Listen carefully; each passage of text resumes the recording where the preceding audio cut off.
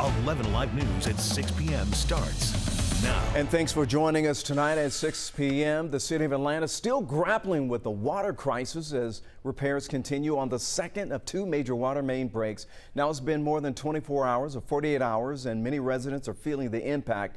Listen up, if you still have running water, there is still a boil water advisory for a huge part of the city. The Georgia Environmental Protection Division will let us know when it's safe to lift that advisory. Meanwhile, the Department of Watershed Management has released an interactive map showing the affected areas. You can actually zoom in to see specific streets and even search for a particular address. We've got a link to this map on the latest updates on our website, 11alive.com. And right now, crews are still working on one water main break, a major one on West Peachtree at 11th Street. You can see it right there. Right now, the Atlanta Department of Transportation has shut down part of West Peachtree so crews can continue doing their work. Watershed crews said that they fixed another water main break near the intersection of Euclid and North Avenue. And they also fixed a major line last night on Joseph E. Boone Boulevard where water should be restored. And that's where we find 11 Alive's Teresa Bowles. There was an apartment fire there on Joseph E. Boone. So Teresa, are the fire crews still dealing with those water challenges there? They are, Ron. In fact, over a dozen fire trucks are here. Countless firefighters are here from multiple counties as crews continue to battle this fire. They've been here since 4 in the afternoon. Take a look at what's going on now. There's still some smoke, still got some water going, but that water created a little bit of an obstacle. So around 4 this afternoon, crews have been fighting this fire, and Atlanta Fire Rescue Public Information Officer Andre Holmes tells me firefighters are prepared for obstacles like this, and minutes mean everything. So when there were some water supply challenges, they had to call for 3 or 4 tankers to help. Those firefighters came from Lamar County, DeKalb, and Sumter counties. They came all the way here to assist, and here's how that works. What those tankers act as is a hydrant for us, a water source. And so usually they're already filled before they come, but in this instances where it could be multiple fires on any given day, they have to fill up in some of the repaired hydrants where the water is flowing before they arrive on scene.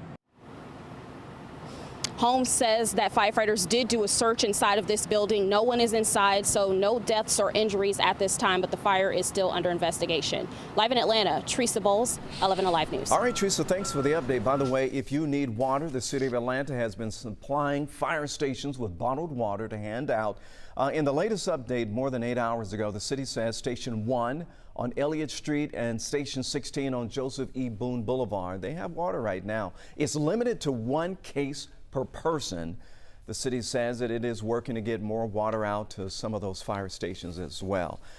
And you know, many are still under that boil water advisory, so a few reminders for you folks. It is not safe at all to drink tap water, even if it has gone through your fridge or maybe a pitcher filter. You can bathe during the boil water advisory as long as you are healthy and don't have any cuts or scrapes or anything like that. And if you are going to wash your dishes, boil the water first, or make sure your dishwasher gets up to 170 degrees to stay safe. And for many businesses out there, many folks in Atlanta, the past few days have been really tough. Several water main breaks we've been talking about causing disruptions and headaches as well.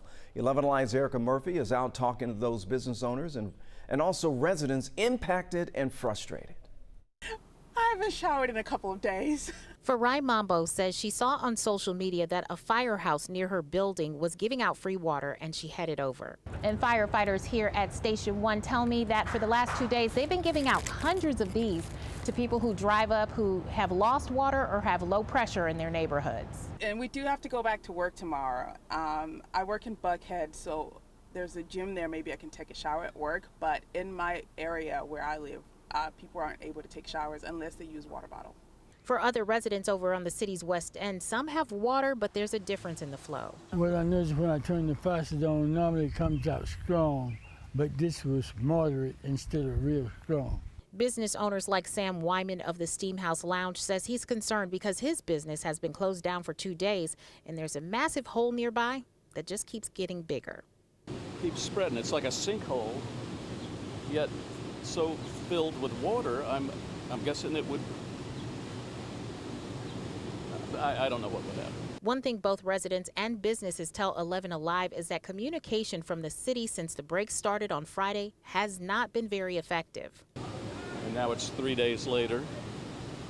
We don't see police. We don't see much of the city.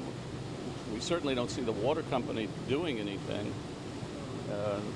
We'd like to know what's going on. And while the major water main breaks on Joseph E. Boone Boulevard have been repaired, work is ongoing for the water main break on West Peachtree and 11th.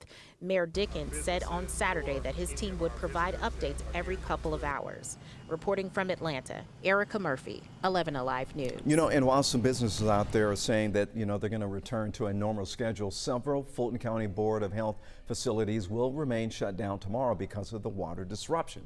So those locations include Park Place, Vital Records on Pryor Street, and the Center for Health and Rehabilitation, and the Neighborhood Union Health Center. So if you have any appointments at any of these locations, just give them a call to reschedule. Hey, some good news for area hospitals. Both Emory Downtown and Grady Hospital say their water has now been restored. All patient appointments, procedures, and surgeries will return to normal tomorrow at both of those hospitals. We have everything you need to know about the water main breaks, including up-to-the-minute updates. We can send all that information directly to your phone. Just text the word water to 404-885-7600 so you can get those resources immediately. And just coming into the newsroom as we speak, folks, we have learned now that power is out at a concourse at Hartsfield-Jackson International Airport. Power is out at Concourse B, out between gates B24 and B26. The airport says an airline contractor drilled into a power line. Utility crews are looking at that situation, trying to figure out how they're going to fix it all. All right, let's get to meteorologist Nicole Hartford. I tell you what, Nicole, today was kind of gloomy, and then it was rainy, then the sun came out. It's just a mixed bag today. A little bit of everything except for cooler weather. We got rid of the cooler air and the humidity, unfortunately, and with all that extra moisture in the air, some isolated showers and storms have developed. Now, we did clear out a lot of the cloud cover that kind of plagued us through the morning, but we're seeing a few spotty areas of rainfall. Not many of us. Our live radar pretty sparse when it comes to activity, but where we do have some development is out towards DeKalb County. This is moving into Rockdale County. This is producing some brief, very heavy rainfall, a couple rumbles of thunder, strikes of lightning out there, and then a few spotty areas of some lighter rain that was just surrounding the Lawrenceville area. We also have a few showers out towards the west that have started to diminish some. These isolated showers are still producing some brief, moderate to even heavy rainfall as they move eastward across the state. This is what I anticipate through the rest of the evening. Couple pop-up showers, maybe an isolated thunderstorm, but not really thinking much of anything is going to become strong and probably not severe either. Our live radar is much more active across the entirety of the southeastern United States with a severe weather threat off towards the west, more thunderstorm activity along a cold front here. And as we have this set up with southeasterly flow, we're going to keep rainfall chances in the forecast each and every day as we move into this upcoming week. These are diurnally driven, which just means that all the heat, all the humidity, along with that southeasterly flow, a little bit of lift, gets these showers and storms going mainly in the afternoon. So we'll have pop-up activity. Rain chances between about 30 to 40% through tomorrow and then through much of this week through Thursday that we'll see some of this rainfall. Rain will be possible really at any time throughout the day, but it will be most likely in the afternoon. For many of us though, this is our current view. We're seeing some blue sky as we look from the Georgia Tech campus. A lot of cloud cover still there as well and more heat than what we felt yesterday. We're at 83 degrees right now in Atlanta. Through the overnight hours, temperatures will be falling a little more slowly. It's not going to cool down quite as much tonight. We'll get down into the mid-60s by the time you're waking up tomorrow morning. Few isolated showers may develop and may continue on and off through the overnight, but again, rainfall few and far between, especially during the overnight hours. Our low temperatures tomorrow right around 66 degrees in Atlanta. What you may also be dealing with tomorrow morning for that morning commute is dense fog in some locations. Visibility down to a mile or less is possible.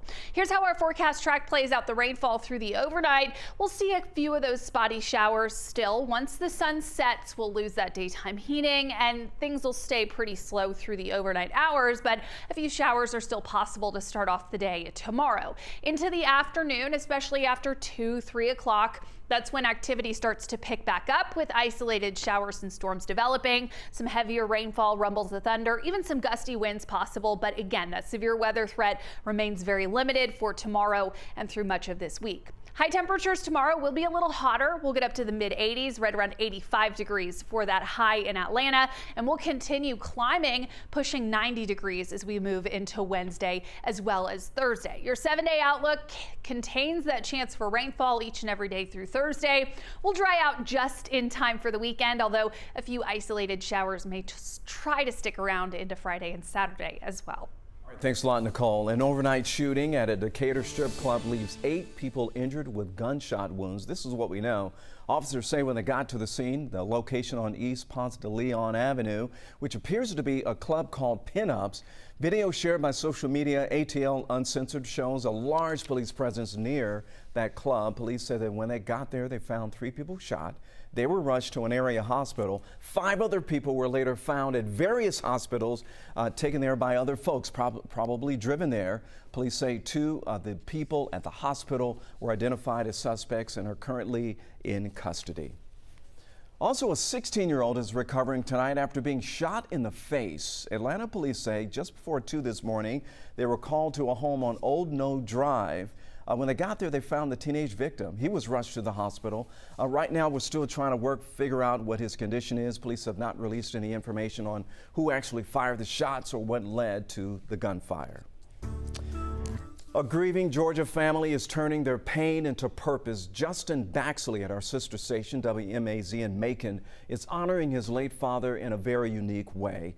In 2017, Justin's father was killed in a home invasion robbery, and while struggling with that tragedy, he was also dealing with the financial burden of cleaning up the crime scene, the gruesome crime scene, and making funeral arrangements. And during that time, Justin was repeatedly contacted by local reporters asking for an interview. This experience led him to create the More Than a Number website, which honors victims of violent crime, supports their families, and allows them to share memories, ensuring his father's legacy lives on through this initiative. With your dad, his legacy is living on, and not just in your life, but in the stories of others. My dad is no longer number 27.